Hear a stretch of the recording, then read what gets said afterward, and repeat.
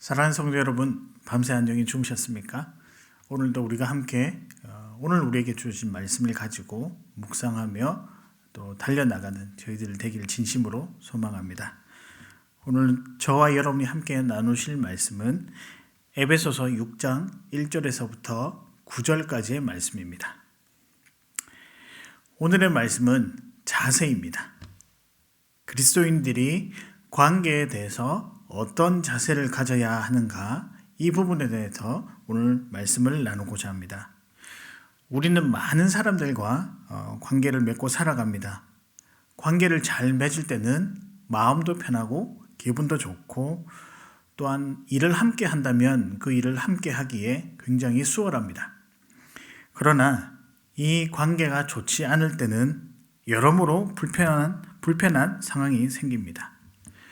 이런 관계는 세상 가운데 살아가는 저희들에게도 너무나도 중요한 일이며, 교회 공동체 안에서도 중요하며, 또한 여러분이 속해 있는 직장과 학교 등 교회 바깥의 공간에서도 이 관계를 잘 맺는 것은 너무나도 중요한 일입니다.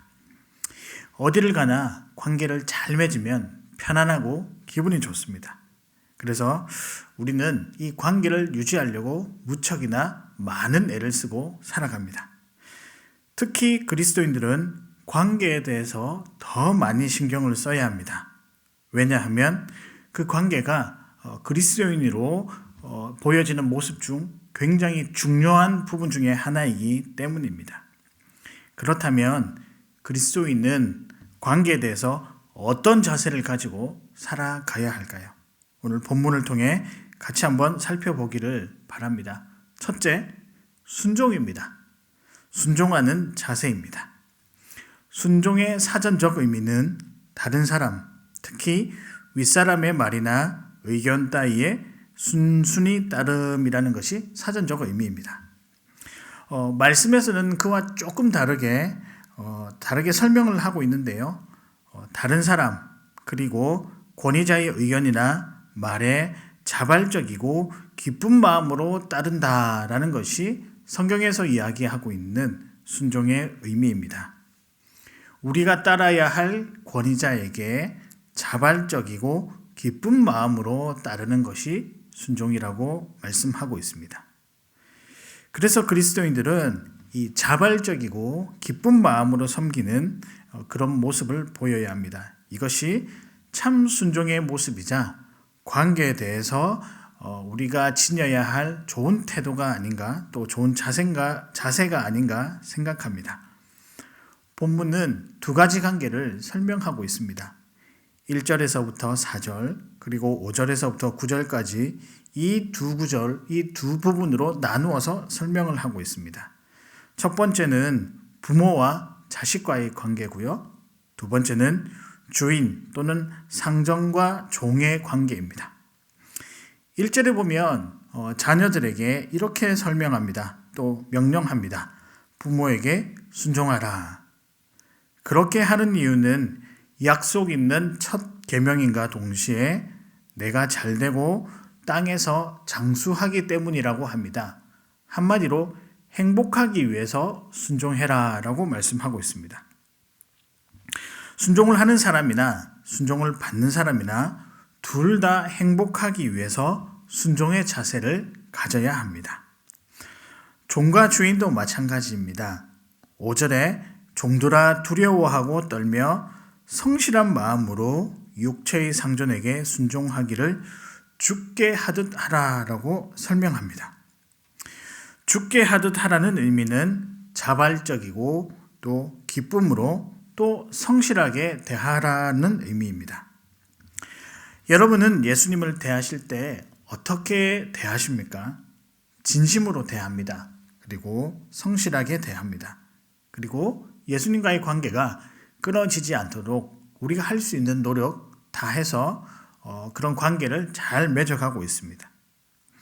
그럴 때 그런 관계를 통해 오히려 예수님과 우리 관계가 순종의 관계가 된다면 더 잘 편안하고 더 잘 우리의 삶을 기쁨으로 누릴 수 있게 되는 것을 우리가 잘 압니다.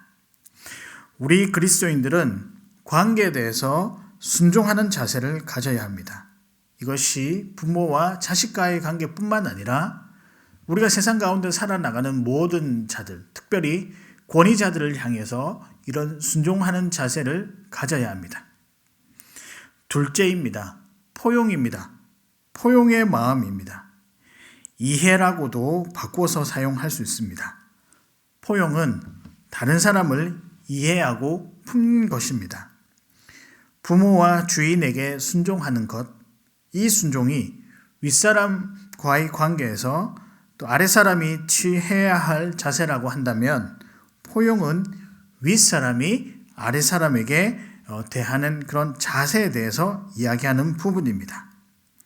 4절에 아비들과 자녀를 노엽게 하지 말고 9절에 상전들아 위협을 그치라고 말씀하고 있습니다. 아마 이 두 구절을 보면 당시 많은 부모님들이나 주인들은 아랫사람에 대해서 또 그런 관계 속에서 다소 억압적인 자세를 취한 것 같다라는 생각이 듭니다. 그러나 바울은 이런 모습 또 이런 자세가 올바른 자세는 아니라고 말씀을 통해서 뉘앙스를 풍깁니다. 기본적으로 권위자에 대한 순종은 필요하지만 권위자가 순종만을 받으라는 의미는 아닙니다. 그들도 순종받은 만큼 동일하게 아랫사람을 공손히 대하며 이해하며 품을 수 있어야 합니다. 포용해야 합니다. 특히 그리스도인들은 그 모습이 주님께 하듯 진실하고 온유함으로 자녀들과 종들을 대해야 된다고 말씀하고 있습니다. 그 이유는 하나님도 우리에게 진실하고 온유함으로 포용해 주시는 분이기 때문에 그의 자녀된 우리들도 마땅히 아버지께서 베풀어 주신 모습대로 살아가야 한다는 점이 우리가 이런 자세를 가져야 할 이유가 아닌가 생각합니다. 우리는 하나님의 관계에서 자녀요 종입니다. 그분은 우리를 차별하시는 분이 아니고 누구나 다 귀하게 여기시는 분이십니다. 그 하나님께 받은 은혜가 이것입니다. 그래서 우리도 동일하게 그 삶의 모습대로 그 가르침대로 살아야 합니다. 우리는 모든 사람들을 대할 때 포용하는 자세가 필요합니다. 마지막으로는 주님께 대하는 것처럼입니다. 관계에 있어서 첫 번째는 순종이라고 했고 두 번째는 포용이라고 했습니다. 마지막은 모든 관계에 있어서 주님께 대하는 것처럼 해야 한다는 것입니다. 사도 바울은 우리의 행동 원리에 대한 기준을 제시했습니다. 어떻게 하는 것이 다른 사람을 대하는 데 필요한 자세인가, 또한 이 관계를 잘 유지할 때 필요한 자세인가 하나입니다. 주님께 대하는 것처럼입니다. 다른 의미로는 주님의 말씀대로 대하라, 또 주님께 배운 말씀대로 행하라 라고 할 수 있습니다. 2절에 부모를 공경하는 것이 약속이 있는 첫 계명이라고 되어 있습니다. 뿐만 아니라 마태복음 22장 37절에서부터 39절 말씀에서도 하나님 사랑, 이웃 사랑이라는 원리들을 설명해 주고 있습니다. 그리고 이 두 관계가 함께 가야 할 것을 말씀하고 있습니다. 그렇기 때문에 우리 그리스도인의 관계에 대한 자세는 항상 주님께 대하는 것처럼 그 대하는 자세와 모습을 기준으로 삼아야 한다는 것입니다. 조금 더 구체적으로 나아가면 주님께 대하는 것처럼이라는 자세의 의미는 무엇일까요? 우리는 주님을 가장 귀한 분으로 여깁니다. 또 생각합니다. 나의 것을 먼저, 또 나의 마음도 먼저 드리고 싶은 분입니다. 내가 가진 모든 것들을 처음으로 하나님께 먼저 드리고 싶은 마음이 우리 마음 가운데 있습니다. 그리고 주님을 다른 어떤 분과 비교할 수 없을 정도로 사랑하고 싶고 따르고 싶은 것이 우리의 마음입니다. 이 마음입니다. 모든 것보다 가장 우선순위에서 첫 번째로 생각하고 대하는 마음, 그 자세가 주님께 대한 것처럼이라고 설명할 수 있습니다. 말씀을 정리합니다. 오늘의 말씀은 자세입니다. 그리스도인들이 관계에 대해서 어떤 자세를 취해야 될까에 대해서 말씀을 나누었습니다. 첫 번째는 순종하는 자세입니다. 모든 관계를 성실하고 진심으로 대해야 합니다. 둘째는 포용하는 자세입니다. 이해라고도 하는데요.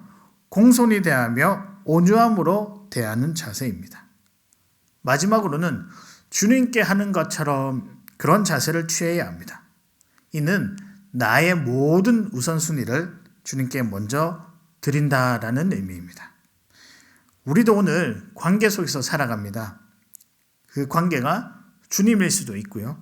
가족, 직장, 학교 등 다양한 곳에서 다양한 사람들과 관계를 맺고 살아갑니다. 그리스도인으로서 우리는 여러 권위자 앞에서 순종해야 하고요. 또 권위자가 되었으면 포용하며 이해하며 살아야 합니다. 또 이 모든 것을 할 때 주님께 대하는 것처럼 하는 모습을 가지고 또한 자세를 가지고 살아가야 합니다. 여러분 그렇게 살아갈 때 이 관계가 좋아짐으로 말미암아 참 평안과 참 기쁨이 우리에게 반드시 있을 것입니다. 아침에 일어났는데 여러 가지 엉클어진 관계들이 나에게 스트레스로 다가온다면 그것만큼 힘든 일이 없습니다. 그러나 분명히 순종하고 이해하고 또 사람을 대할 때 주님께 대하는 것처럼 한다면 모든 사람들과 원만하며 평안한 관계가 유지될 것이라고 확신합니다. 이 말씀을 오늘 가슴에 새기시고 오늘 만나는 사람마다 주님께 대하듯 살아가시는 그런 사랑하는 성도 여러분 되시기를 주의 이름으로 축복합니다. 주여 우리를 긍휼히 여겨 주소서. 온 나라 온 백성이 두려움과 근심에 쌓여 있습니다. 주의 자비를 베푸셔서 질병에서 우리를 보호하시고 속히 이 두려운 어둠에서 벗어나게 하소서. 삶의 모든 영역이 위축되고 백성의 삶은 더욱 어려워집니다. 눈에 보이지 않는 전염병 앞에 인간의 연약함을 뼈저리게 깨닫습니다. 이 땅의 교만과 횡행하는 음란과 탐욕의 죄를 용서하시고 교회답지 못하고 성도답지 못했던 우리의 허물을 용서하소서. 방역 당국과 의료진에게 힘과 지혜를 더하셔서 질병의 기세가 꺾이고 확진자들이 건강을 되찾게 하옵소서. 온 국민이 하나가 되어 이 위기를 극복하게 하옵소서. 가족을 잃고 장례도 제대로 치르지 못하는 유족의 아픔을 위로하소서. 평범해 보이던 일상이 결코 평범하지 않았음을 깨닫습니다. 무심하게 지나왔던 일상이 감사의 제목이 되게 하소서. 어려운 때일수록 참된 예배자로 서게 하소서. 모이지 못하는 섭섭함이 불평이나 원망이 아니라 예배를 더욱 사모하는 뜨거움이 되게 하소서. 힘겨운 시기에 성도의 성숙함을 더욱 드러내게 하시고 섭리 가운데 드러나는 악한 세력이 결정적으로 무너지게 하소서. 그간 어둠에 쌓여 있던 영혼들이 주께로 돌아오게 하시고 교회는 그들을 주님께로 인도할 성숙한 울타리가 되게 하소서. 평탄할 때에도 힘겨울 때에도 우리가 주의 손안에 있음을 믿습니다. 우리를 불쌍히 여겨 주소서. 우리에게 긍휼을 베풀어 주소서. 자비로우신 예수님의 이름으로 기도합니다. 아멘.